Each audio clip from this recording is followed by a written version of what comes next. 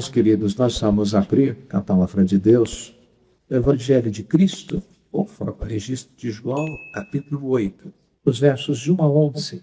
Capítulo 7 termina versos 53, dizendo: e cada um foi para a sua casa. Jesus, entretanto, foi para o Monte das Oliveiras. De madrugada, voltou novamente para o templo, e todo o povo ia ter com ele, e assentado, os ensinava. Os escribas e fariseus trouxeram à sua presença uma mulher surpreendida em adultério, e fazendo-a ficar de pé no meio de todos, disseram a Jesus: Mestre, esta mulher foi apanhada em flagrante adultério, e na lei nos mandou Moisés que tais mulheres sejam apedrejadas. Tu, pois, que dizes? Isto diziam eles, tentando-o, para terem de que o acusar. Mas Jesus, inclinando-se, escrevia na terra com o dedo. Como insistissem na pergunta, Jesus se levantou e lhes disse: aquele que dentre vós estiver sem pecado, seja o primeiro que lhe atire pedra. E tornando a inclinar-se, continuou a escrever no chão.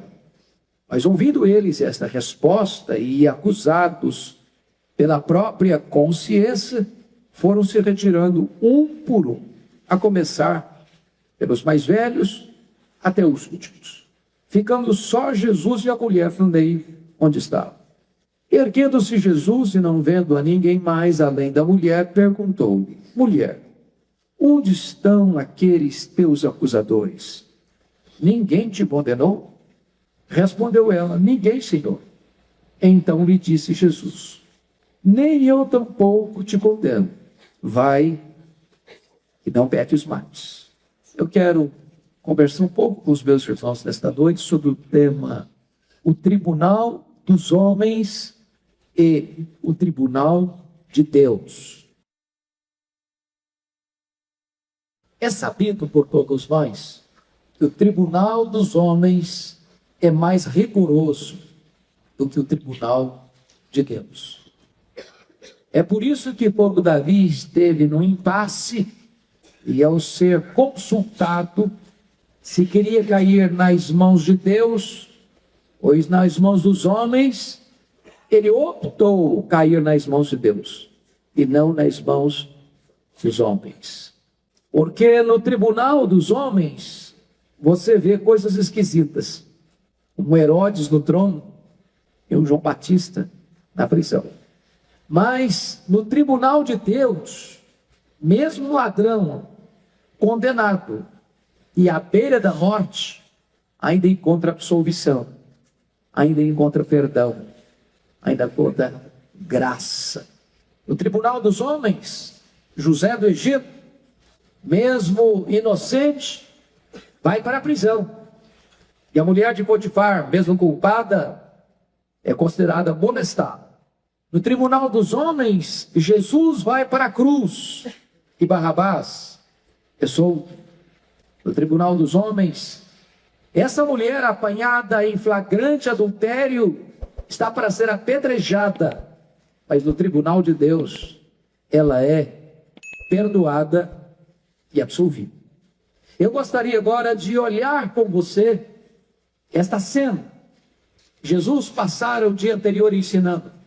Quando chegar a boca da noite, diz o texto, e cada um foi para a sua casa. Mas Jesus foi para o Monte das Oliveiras. Naquela época, o Monte das Oliveiras ficava fora da cidade. Ele não tinha onde reclinar a cabeça. Talvez nenhuma família queria hospedá-lo. Era a festa dos tabernáculos. E Jesus já era uma figura polêmica em Jerusalém, porque as principais autoridades de Jerusalém se opunham a ele. Mas curiosamente diz a Bíblia que de madrugada Jesus já volta para o templo. Que zelo no ensino, que pregador extraordinário, que começa a sua agenda de pregação e de ensino já de madrugada, e no templo, onde as pessoas se reuniam, e assentado, diz a Escritura, ele ensinava o povo, todo o povo que ia ter com ele.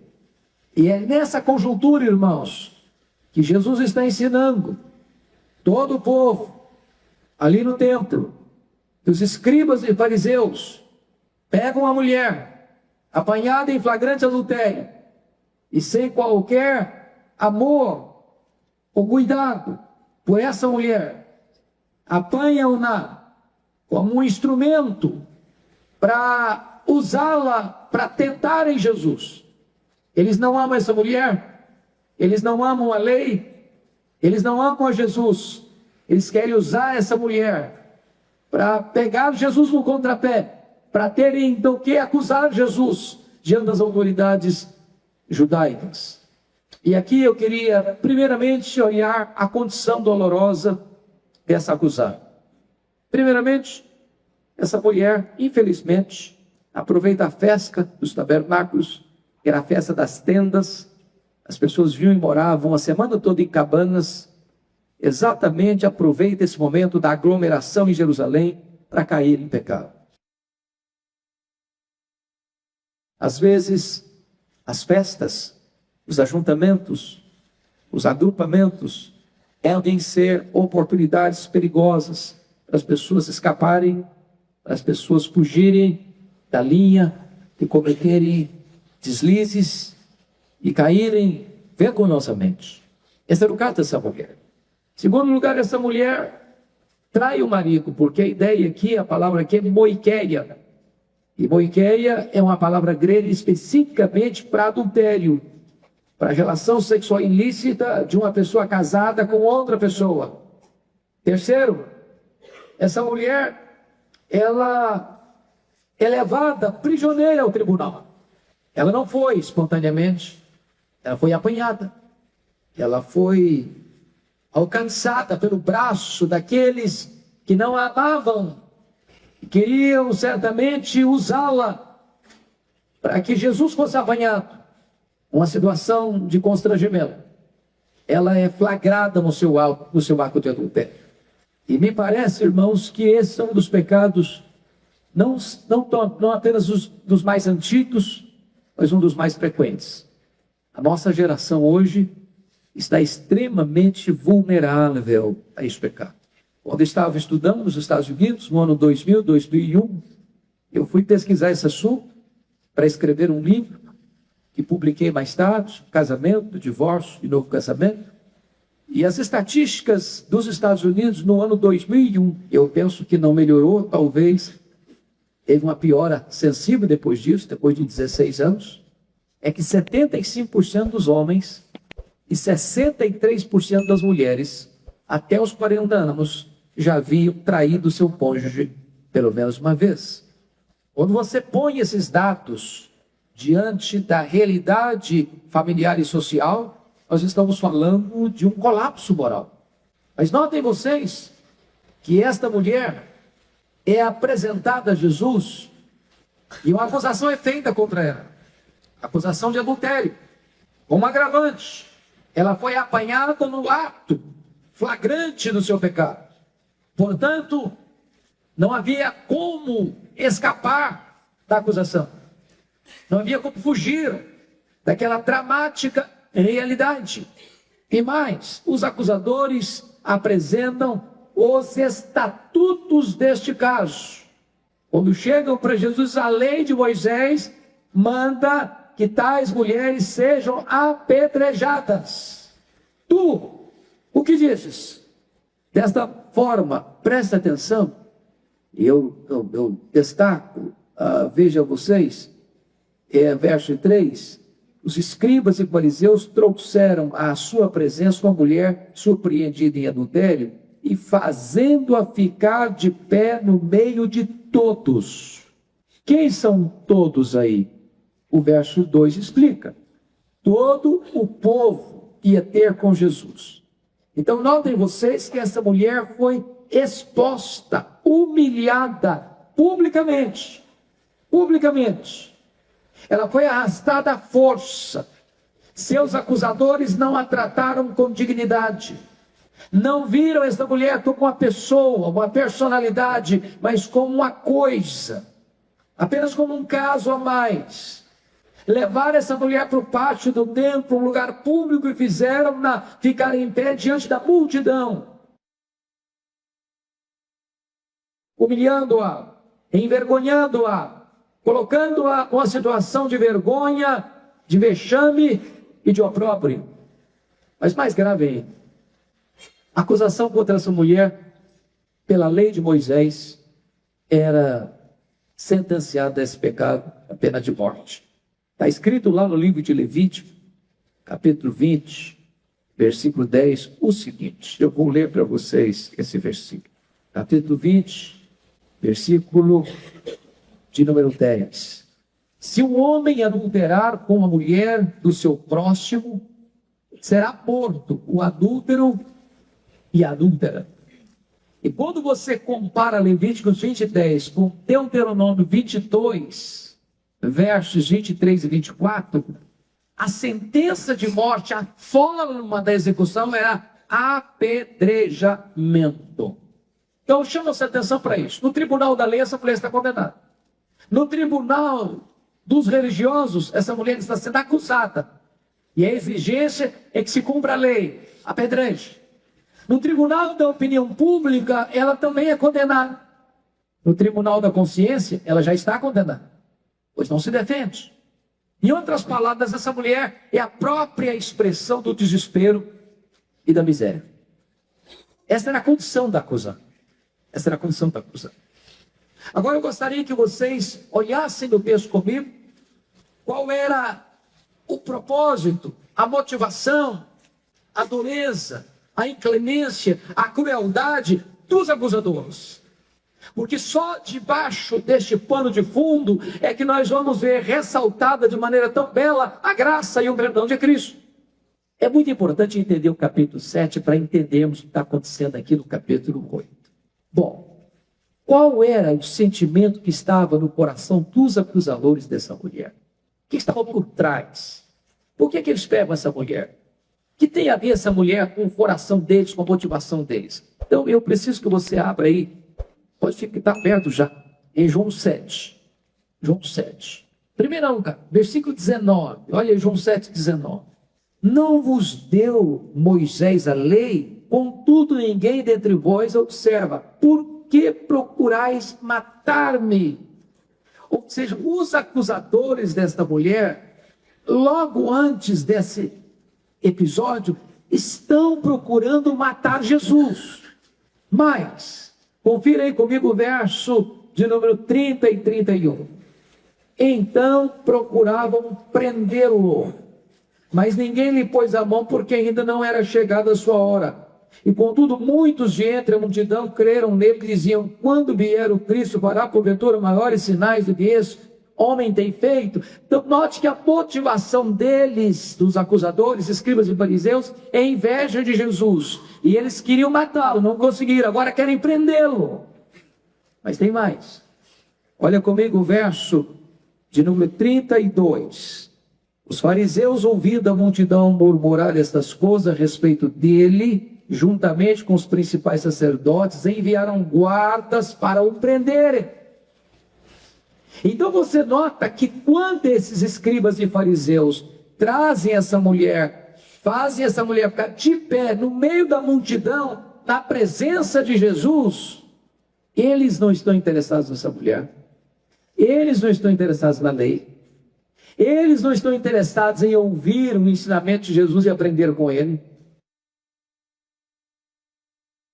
Eles estão motivados pelo mesmo sentimento que os guiou no capítulo 7, que era querer matar Jesus, prender Jesus, acusar Jesus. Então eu chamo a sua atenção para esse aspecto. Primeiro, a conduta dos acusadores foi grosseira. Grosseira. Por que grosseira? Porque eles usam a autoridade religiosa deles não para restaurar, mas para condenar. Eles são detetives e não pastores. Eles estão grosseiros com a mulher e também com Jesus. Em relação à mulher, vejam vocês, eles não se importaram com ela, eles não se importaram com a família dela. Aquela mulher era apenas uma peça de um jogo sujo que eles estavam travando contra Jesus. Eles usaram essa mulher como ferramenta para os seus propósitos nefastos. Eles colocaram essa mulher diante de uma execração pública. Mas em relação a Jesus, eles queriam encontrar um motivo para acusá-lo e matá-lo. E notem vocês o que eles querem. A lei de Moisés, nesse caso de adultério, manda apedrejar. Tu que dizes? Então eles querem aqui colocar 3 situações para Jesus. Colocar Jesus primeiro contra a lei de Moisés. Jesus, não, Moisés mandou, mas eu estou mudando a lei de Moisés, porque teria um sério problema. Vamos imaginar que Jesus dissesse, não, se a lei de Moisés mandou, apedreje mesmo. Ele estaria com um sério problema com os romanos. Porque os judeus podiam até sentenciar a morte, mas não podiam fazer a execução. Os romanos não davam a liberdade para eles. Ou colocar Jesus contra o povo. Qualquer atitude, pensavam eles, que Jesus tomar, seja mandando apedrejar, sendo inocentando essa mulher, ele está encrencado com o povo. Então os acusadores não são íntegros, não são honestos na acusação. Segundo, a conduta dos acusadores foi hipócrita. O que é hipocrisia? Hipocrisia é falar uma coisa e sentir outra. É verbalizar algo, mas o coração está dizendo outra coisa. Isso é hipocrisia. E podemos ver a hipocrisia deles em alguns aspectos. Primeiro, eles professaram grande zelo e reverência pela lei. A lei de Moisés, em tais casos, manda apedrejar. Tu que diz? Estão ali como defensores da lei. Zelosos, fiscais da lei. Para que a lei seja observada. Eles passam essa ideia de homens santos, de homens fiéis, de homens zelosos, de homens ortodoxos, que não suportavam que a lei de Deus fosse zombada ou desrespeitada. Segundo, eles professavam uma grande preocupação pela moralidade pública e privada. Pegamos essa mulher em flagrante adultério. Então nós estamos aqui exelando pela família, exelando pela sociedade, exelando pela religião, exelando pelos preceitos morais. Terceiro, eles demonstraram grande respeito para com Jesus. Olha como é que eles tratam Jesus, versículo 4.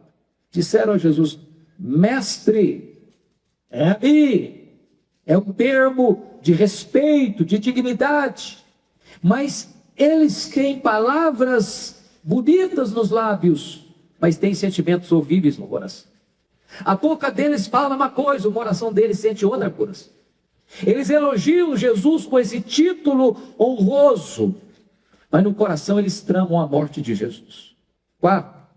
Eles professaram estar em grande dificuldade, ansiosos por luz e ajuda. Pegamos essa mulher em flagrante adultério e a lei diz que em tais casos essa mulher deve ser apedrejada. Tu que diz, nos ajude, nós estamos nesse dilema, nos dá luz, nos dá orientação, nos mostra o caminho. Eles passam essa ideia de que eles estão ávidos, ansiosos por encontrar uma saída por aquele impasse. Tudo isso, hipocrisia. Aparente zelo, total hipocrisia.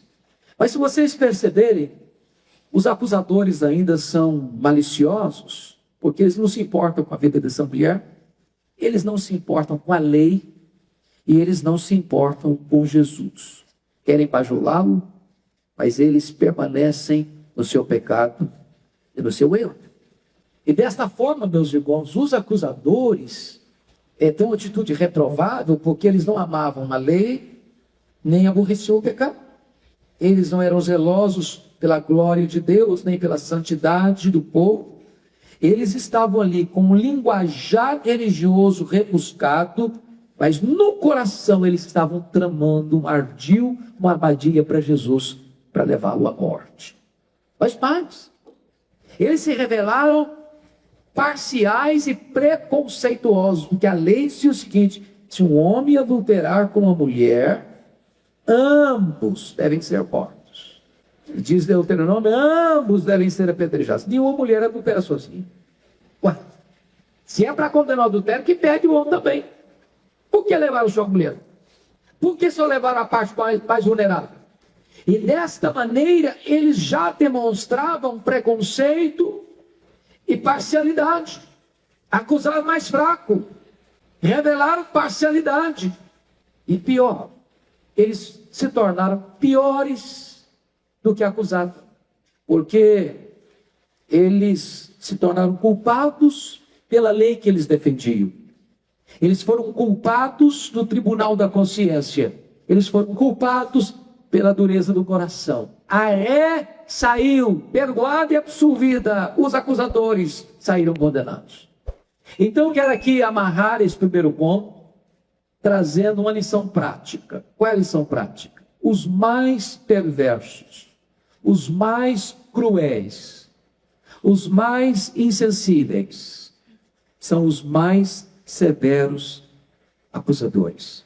Esse é um ponto importante. Se você vê uma pessoa muito dura em acusar os outros, pode ter certeza. Não é zelo coisa nenhuma. Não é zelo coisa nenhuma. É crueldade do coração. Quem anda com Deus não é cruel na acusação. Quem anda com Deus não é duro na acusação. Quem anda com Deus é compassivo e misericordioso. Se você encontra uma pessoa que sempre está olhando com o erro do outro, está sempre apontando o dedo do outro, está sempre acusando o outro, está sendo implacável com o outro, pode ter certeza, essa pessoa, o problema dela é maior do que a pessoa a quem ela está acusando. Mas aí, eu gostaria de chamar a sua atenção, que é o ponto central dessa mensagem, que é a atitude bondosa, misericordiosa de Jesus Cristo, o advogado dessa mulher. Primeiro, Jesus demonstra que só o homem que está livre de pecado tem o direito de exercer seu juízo sobre a falta dos outros. Olha comigo o verso 7. Como insistissem na pergunta. Eu acho isso impressionante, porque o texto diz que eles chegam para Jesus. Jesus está rodeado de muita gente, de uma multidão. Ele está ensinando no templo, lugar sagrado. E chegam os escribas e fariseus, quebram o protocolo, causam alvoroço,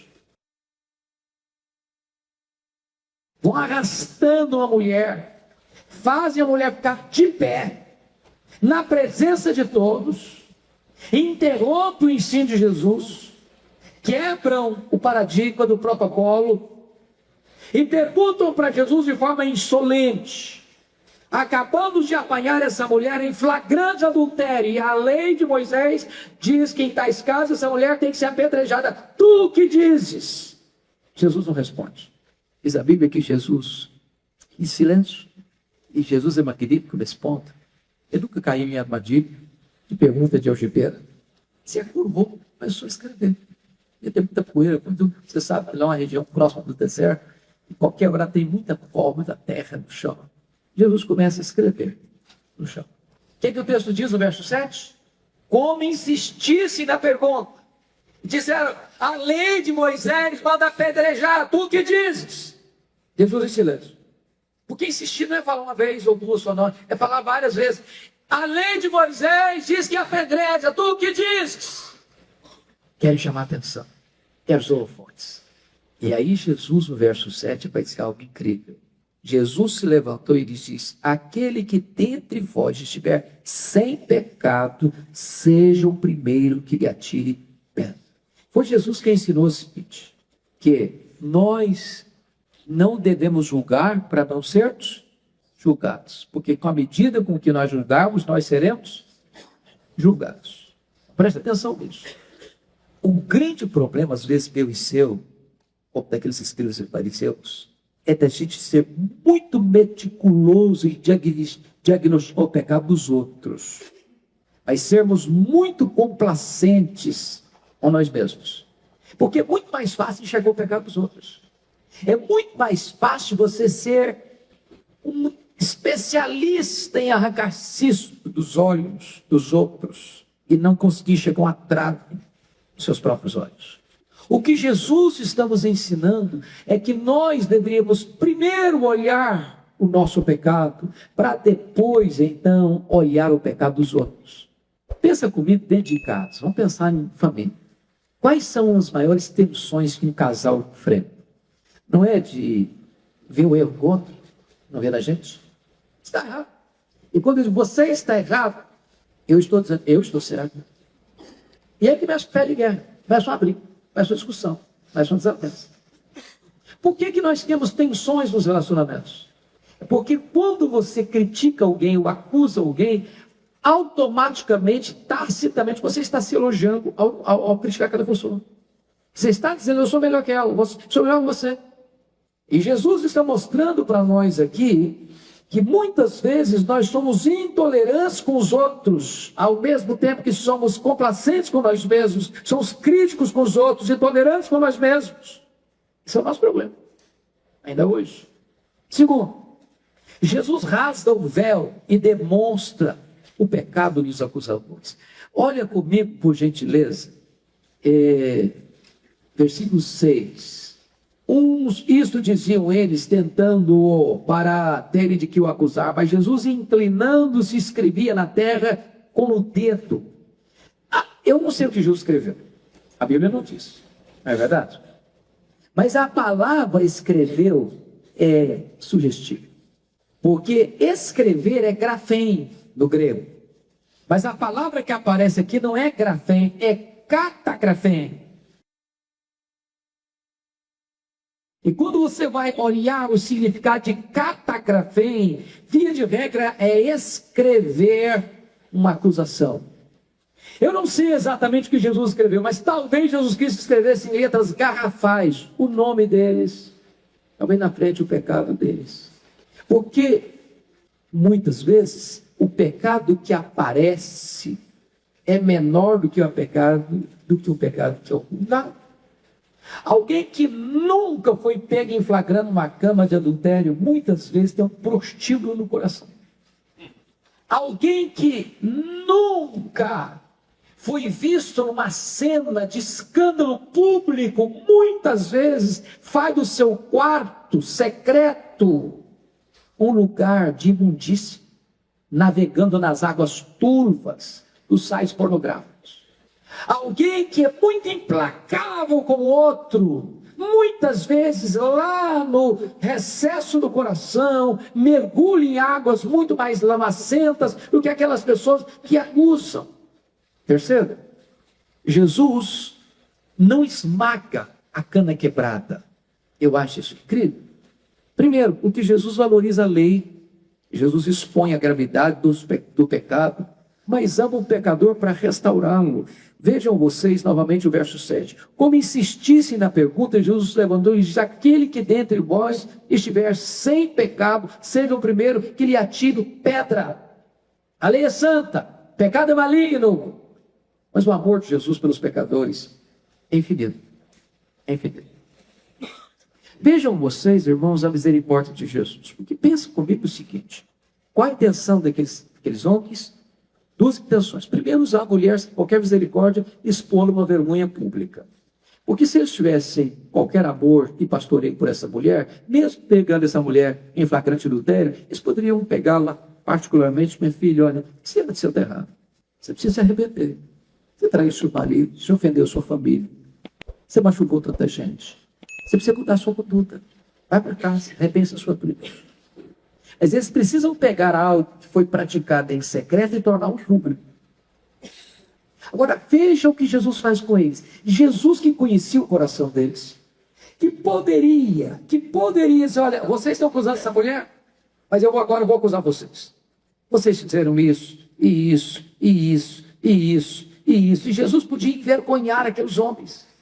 Jesus podia ter acabado com a moral deles. Jesus podia ter acabado com a conduta deles. Jesus poderia ter arruinado a reputação deles. Jesus poderia ter aberto a cortina e revelado tudo quanto eles faziam, eram, sentiam, desejavam e a motivação deles. Jesus não faz isso. Jesus nem esmaga a mulher, nem esmaga os acusadores da mulher. Como Jesus é complacente. Ele tem misericórdia até daqueles que são cruéis. Terceiro, Jesus age com misericórdia com a mulher. Age com misericórdia. Ele não veio para condenar, ele veio para salvar. Ele não veio para esmagar, ele veio para restaurar. E aqui que eu quero trazer uma palavra para você.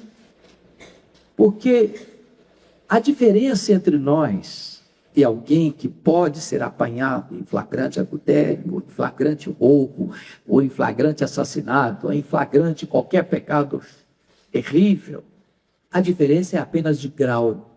Nós não somos melhores do que a pessoa que está no pior estado de pecado hoje. Toda a potencialidade desse mal está no nosso coração. Você e eu estamos chafurdados na lama por causa da graça restringidora de Deus, a mão de Deus que nos segura para não irmos para lá. E se a mão de Deus sair de nós um minuto, é para lá que nós vamos.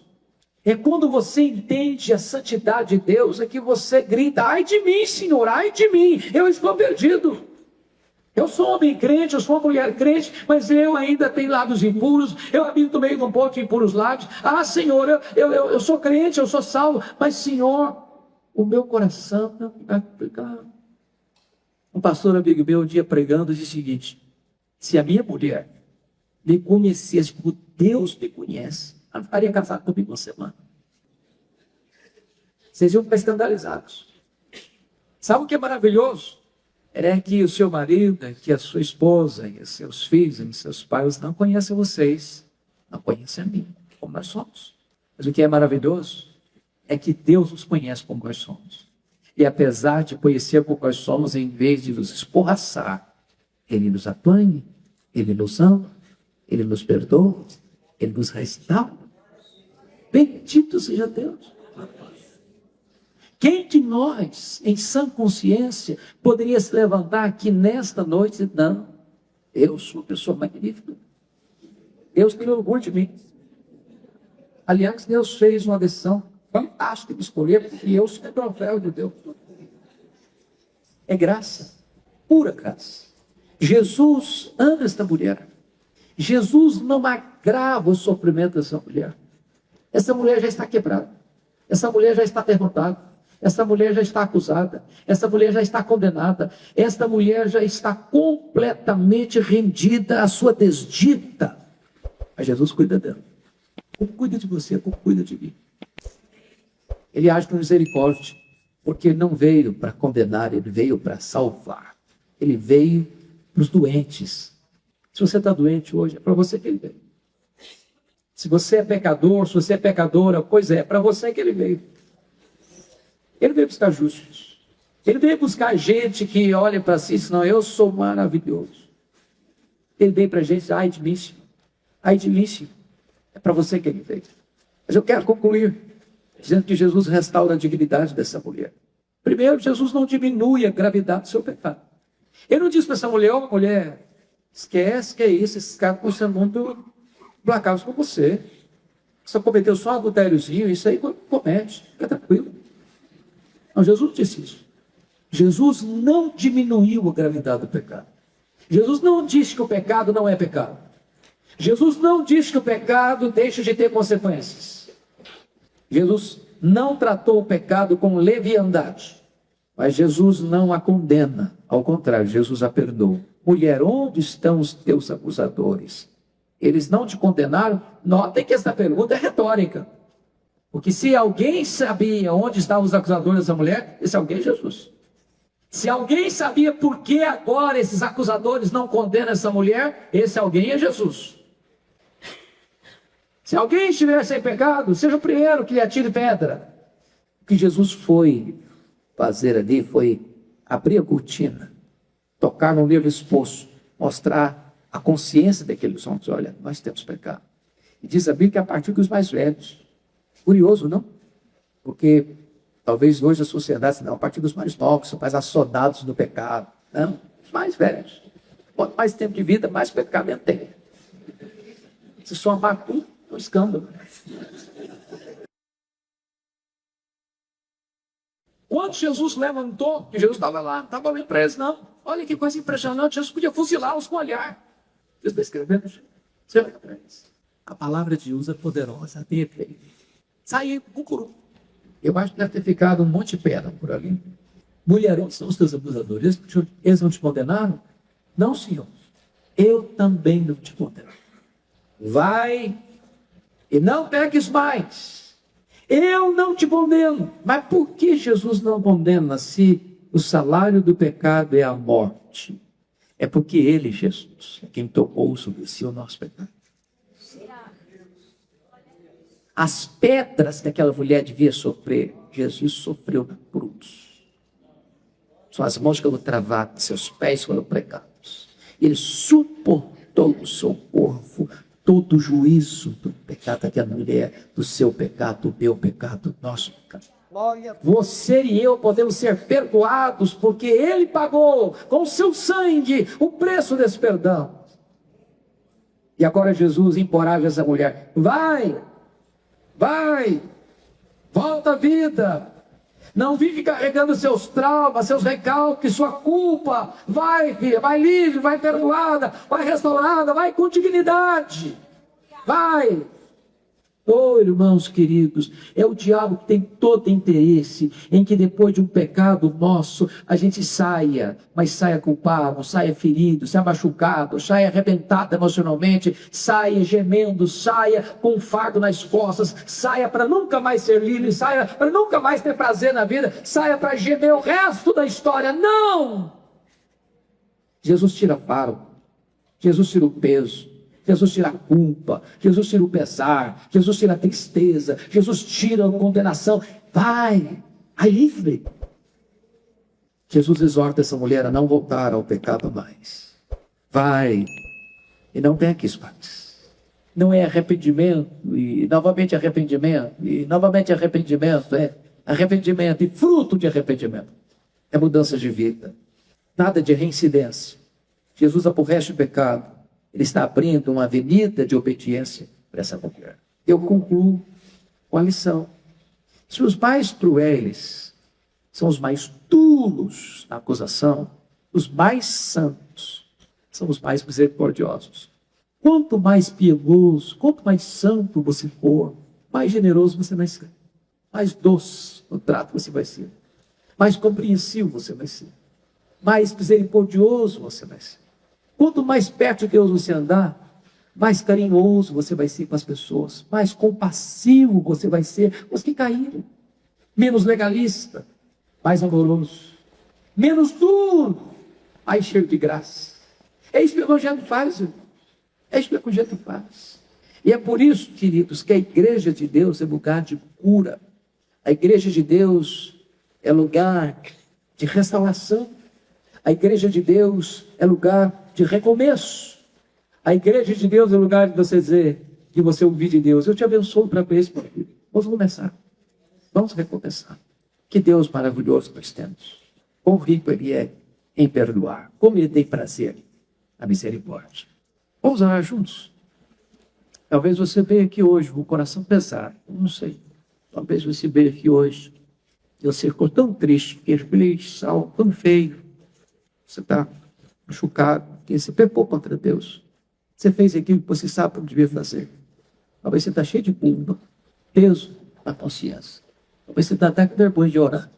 Mas Jesus está aqui hoje. E Ele está dizendo para você: filho, filha, não te conta. Pai, não pegues mais. Honra no mensagem. Estou te dando uma nova chance. Estou perdoando o seu pecado. Estou colocando você de pé de bom. Talvez você não está aqui. Está ferido porque você foi vítima de muitas, de graves, de cruéis acusações. As pessoas machucaram você. Mas aqui hoje tem bálsamo e Gileade para suas feridas. Deus é Deus que apaga as suas transgressões e delas nunca mais se lembra. Deus é o Deus que põe você de pé outra vez. Diz: vai, meu filho, vai, minha filha, não peques mais. Se você quer que eu ore por você, uma causa específica, uma necessidade específica, por esse pé onde você está, eu quero orar em seu nome. Ah, Senhor, cada vez que nós abrimos a Tua Palavra e lemos a Tua Palavra, o nosso coração fica mais encantado com a graça de Jesus. Ele é amável, nosso bendito Salvador. Como Ele é generoso, cheio de graça, compassivo, misericordioso.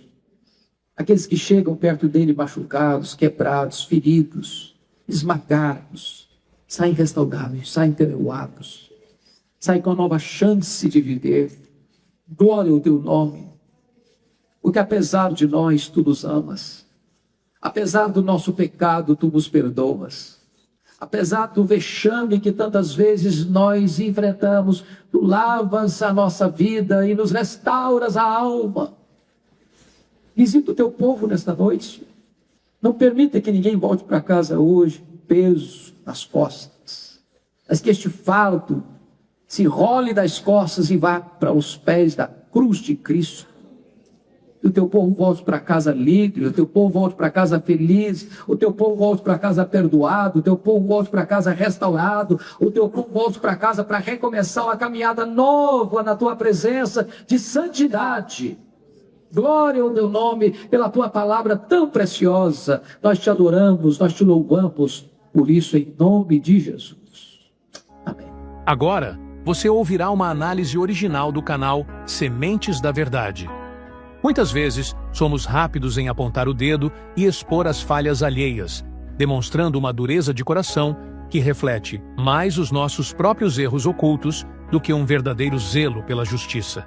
No entanto, o exemplo de Jesus Cristo nos constrange a mudar de atitude, pois ele nos mostra que a lei e a santidade são inegociáveis, mas o seu amor e a sua misericórdia pelos pecadores são infinitos. Diante do desespero e da condenação pública, não somos melhores do que ninguém. Somos todos necessitados da graça divina que nos segura e nos perdoa. Que possamos, portanto, abandonar a hipocrisia e o julgamento maldoso, acolhendo o mandamento do Mestre de olhar primeiro para as nossas próprias fraquezas e de receber o seu perdão que nos liberta para uma vida nova e longe do pecado.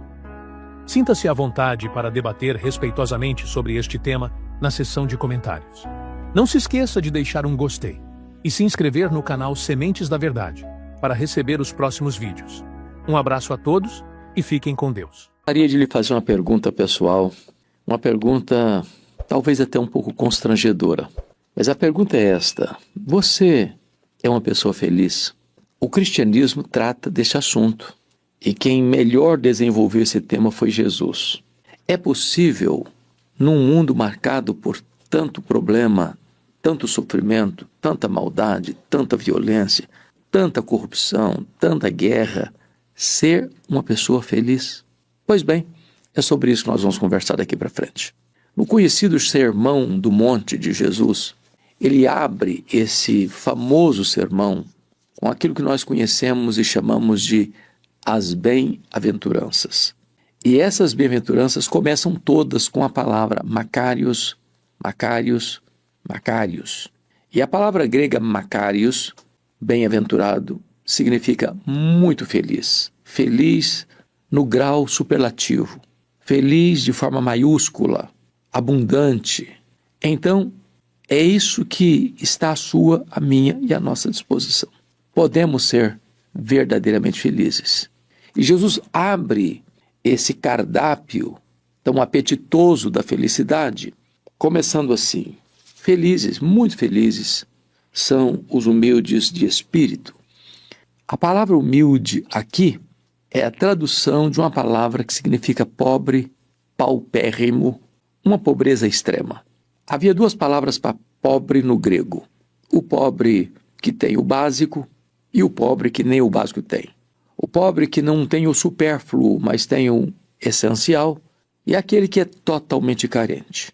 Portanto, Jesus não está aqui falando de pobreza material. Ele está falando daquela pessoa que não é arrogante, soberba, que não bate no peito, trombeteando as suas pretensas virtudes. Ele está falando daquela pessoa que reconhece as suas limitações, que não tem o que oferecer, mas que chega diante de Deus como um mendigo sem nada. Totalmente dependente da misericórdia e da graça de Deus. Esse é feliz. Não é o fariseu que estadeia suas virtudes, não é aquele que faz propaganda de sua justiça própria, não é aquele que caminha fiado nas suas virtudes pessoais, nos seus predicados morais, nos seus valores morais, mas é aquela pessoa que, reconhecendo-se pecadora, aproxima-se de Deus, súplice, dependente, carente da misericórdia divina. Esse é feliz. Segundo, Jesus disse: bem-aventurados os que choram. Aqui parece um paradoxo. Feliz é o infeliz. Feliz não é o que ri, é o que chora. Feliz não é o que rasga a cara em ruidosas gargalhadas, mas verte lágrimas. De que choro ele está falando? Obviamente, é na mesma toada. Feliz é aquele que, reconhecendo suas limitações, seus erros, seus pecados, suas mazelas, suas transgressões, não as encobre, não as coloca debaixo do tapete, não as sublima, mas com o coração quebrantado e arrependido, chora diante de Deus.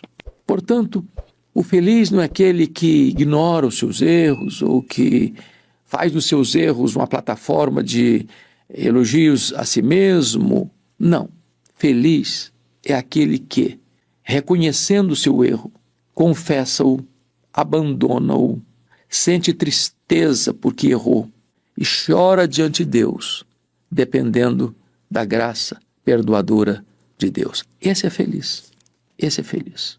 Mas ainda, feliz, diz o texto, são os misericordiosos, os mansos. Felizes os mansos. Não é o bravo, não é o valente, é o que impõe a força, a sua vontade. Feliz é o manso. E a palavra manso, ela tem um significado muito profundo no grego, porque ela é usada para o adestramento de animais. Por exemplo, você tem um cavalo que vai ser usado para o trabalho, para a montagem, ou para o trabalho do campo. Mas aquele animal selvagem, ele é uma ameaça para quem o monta. É preciso que um profissional adestrador primeiro treine, o adestre, o ensine, o amanse, para depois ele ser útil. Depois que o animal é adestrado, amansado, ele não perdeu a sua força. Ele tem a mesma força. Mas agora ele não vai ser mais uma ameaça. Ele tem controle. Ele está sob o domínio de quem monta nele. Assim, essa palavra é usada para o manso. O manso não é o frouxo. O manso não é o covarde. O manso não é o fraco. O manso é aquele que, tendo o poder de retaliar, não o faz. O manso é aquele que tem domínio próprio, autocontrole, autocontenção. O manso é aquele que tem poder sob controle. Este é o manso. Este é o que herda a terra. Este é feliz, muito feliz. Não é o que esbraveja, não é o que grita, não é o que expõe o outro ao ridículo, não é o que paga o mal com o mal, não é o vingativo. É aquele que, podendo retaliar, não o faz, porque o seu poder está sob controle. Então, o texto prossegue e Jesus diz: feliz são os que têm fome e sede de justiça. Não é o que pratica a injustiça, não é o que viola a lei, não é o que surrupia o direito do próximo, não é o que toma assintosamente ou jeitosamente o que é do outro. Feliz não é aquele que impõe ao outro sofrimento, prejuízo. Feliz não é aquele que surrupia os bens alheios, seja dos grandes ou dos pequenos, para se locupletar. Feliz, muito feliz, Macários, é o que tem fome e sede de justiça. Num país onde há tantas injustiças, num país onde brotam todos os dias escândalos e mais escândalos em todos os setores da sociedade, em todos os aspectos do poder, a Bíblia nos ensina que a felicidade não está aí. Nas pessoas que se enriquecem ilicitamente, nas pessoas que recebem propina, nas pessoas que pagam propina para terem proteção da justiça. Não.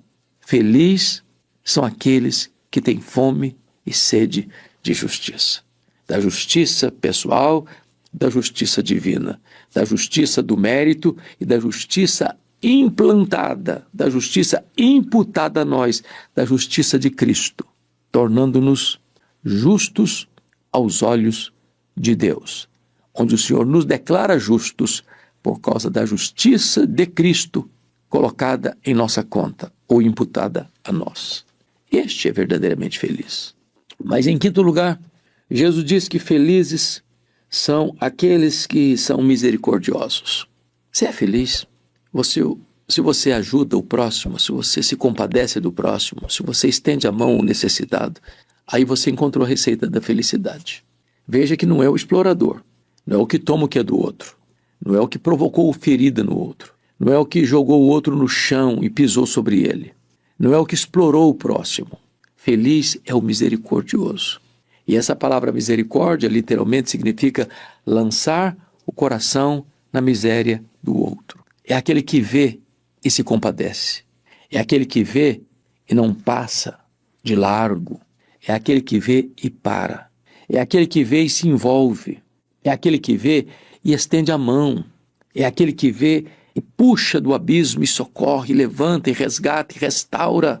Esse é feliz. É nesse sentido que Jesus afirmou que mais bem-aventurado é dar do que receber. Mais feliz é o que ajuda do que quem é ajudado. Quando você é misericordioso, você não fica apenas na emoção ao ver uma necessidade, mas você trabalha para que aquela necessidade seja suprida. E você é capaz de socorrer não apenas um irmão de sangue, não apenas um amigo achegado, mas a quem você não conhece, e às vezes até o seu inimigo. Então você encontrou o mapa da verdadeira felicidade. Esse é feliz. É o misericordioso que é feliz. Mas ainda, sexto lugar, o texto diz que felizes são os limpos de coração. Ou seja, a verdadeira felicidade não está no banquete das aventuras. A plena felicidade não está nos quitutes que o mundo lhe oferece. Você é feliz quando você está no território da santidade e não na geografia da iniquidade. É a pureza de coração é que determina a verdadeira felicidade. Portanto, não há felicidade fora da santidade. Aqueles que se lambuzam no pecado, que se chafurdam na lama, aqueles que se miscuem nas práticas nada republicanas da vida moral, aqueles que estão completamente aliançados com tudo aquilo que é vergonhoso, aquilo que é vil. Essas pessoas podem dar gargalhadas, podem tirar fotos, podem aparecer nas imagens, elas podem se tornar famosas, elas podem se tornar conhecidas, elas podem ser admiradas e até aplaudidas. Vai lá no convívio com o travesseiro. Ali não tem paz, ali não tem alegria, ali não tem felicidade. Porque a verdadeira felicidade está na santidade e não na iniquidade. Felizes são os limpos e os puros de coração. Mais ainda, o Senhor Jesus, tratando da receita da felicidade, da pista que nos leve à estrada da felicidade, diz que felizes são os pacificadores. Não são os promotores de conflito. Não são os que espalham fake news. Não são aqueles que vão para a internet para assacar contra o próximo acusações levianas. Felizes não são os assassinos de reputação. Felizes são aqueles que entram em campo, não para dividir, não para separar, mas para pacificarem, para reconciliarem. Talvez dos pecados que mais ofendem a santidade de Deus, entristece o coração de Deus, são mencionados lá em Provérbios capítulo 6. E nesse texto de Provérbios capítulo 6, há uma lista de pecados que Deus rejeita, que Deus abomina. E esses pecados são muito graves aos olhos de Deus. E são mencionados, então, esses pecados, pois Deus os rejeita, Deus os abomina. E nesse sentido, o pecado que mais a alma de Deus abomina, está escrito, é aquele que lança o irmão contra o outro. Eu vou ler para você esses pecados. 6 coisas o Senhor aborrece, e a 7ª, a sua alma abomina. E quais são as 6 coisas que Deus aborrece? Primeiro, olhos altivos, orgulho. Segundo, língua mentirosa, mentira. Terceiro, mãos que derramam sangue, violência. Quarto, veja comigo, coração que trama projetos iníquos, malícia. Quinto, pés que se apressam a correr para o mal, assodamento na prática do erro e do mal. Sexto, testemunha falsa que profere mentiras nos tribunais, perjúrio. Isso Deus rejeita, isso Deus não tolera. Mas a próxima, a sétima, a alma de Deus abomina, mais do que a mentira, mais do que a violência, mais do que o orgulho. E que pecado é esse? É o que semeia contenda entre irmãos. Nada ofende mais a santidade de Deus do que aquele que semeia contenda entre os irmãos, que bota uma pessoa contra a outra, que vai para as mídias sociais e espalha contenda entre irmãos, machucando, ferindo, denegrindo, levantando muros, acusando. Então, o feliz não é esse. Feliz é o pacificador. É aquele que, em vez de separar irmãos, procura unir irmãos.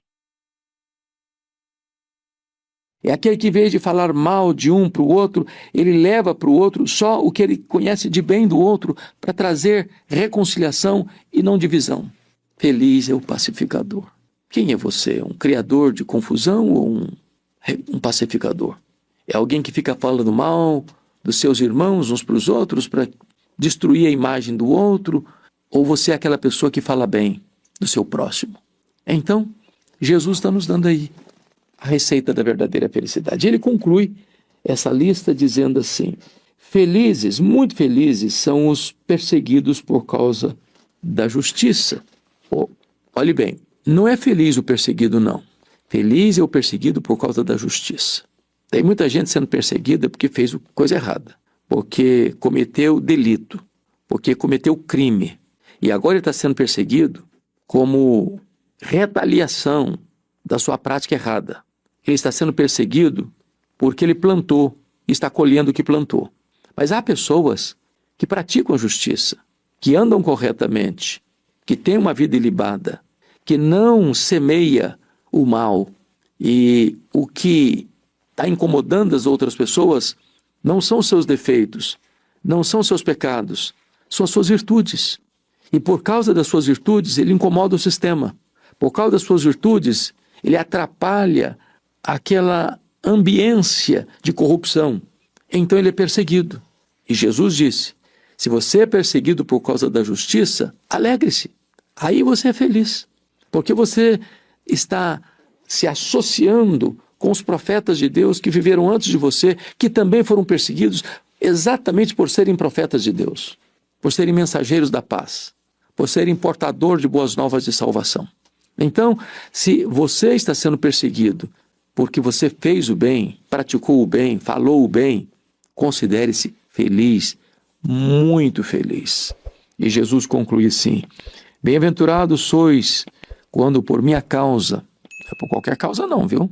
Por minha causa, vos injuriarem e vos perseguirem, e mentindo disserem todo mal contra vós, regozijai-vos e exultai, porque grande é o vosso galardão nos céus, pois assim perseguiram aos profetas que viveram antes de vós. Se você está sendo perseguido por causa da justiça, alegre-se e exulte, porque você tem na sua companhia gente parecida com os profetas de Deus. Eles também andaram na verdade e foram perseguidos.